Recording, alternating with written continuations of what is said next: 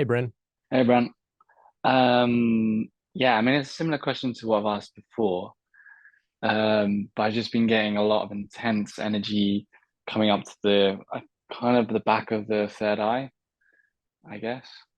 Um, and during that process, it feels like sometimes I have like almost it's so much energy that it kind of goes into a breathless state again.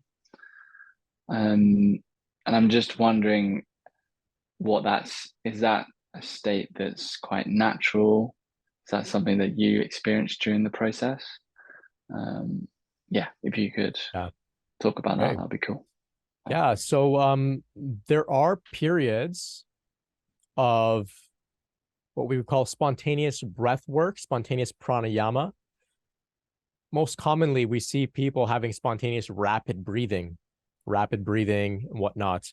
But there is also another type of spontaneous pranayama, which means breath control, where the breath stops completely. Um, it just ceases. It's like in limbo. And this can happen through Kundalini process as a result of this work that we're doing. Um, it's known. I believe the term is spontaneous Kumbhaka. Spontaneous Kumbhaka. I'm gonna type it in the chat here. If I spell it wrong, I'm sure that Google will correct me.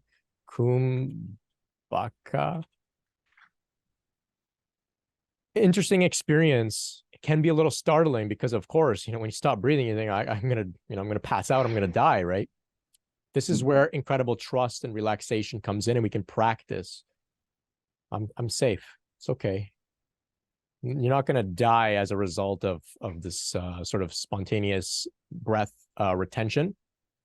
Um, Surrender to it, allow it to unfold. There's a very interesting experience. It's a very unique sort of meditative space that we can get in when the breathing is stopped, and it will serve some purpose in your process. Exactly what? I'm not sure.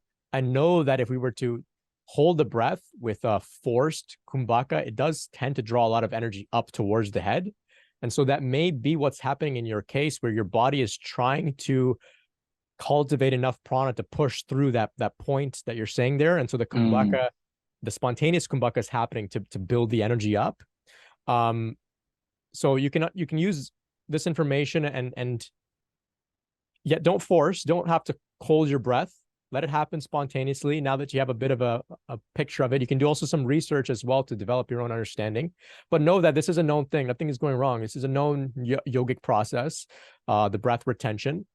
Um, I think you may also see some yogis that have kind of developed this skill um, as a result of practice, and they use it almost like a showmanship type thing where they'll get buried alive and stop breathing, and it's like look at this guy, he's buried alive, and maybe people will think they're amazing, maybe the people will give them money or something, I don't know, but it's like a trick that some yogis learn because it's a known thing. You can't actually survive with the proper process without having to breathe for a period of time.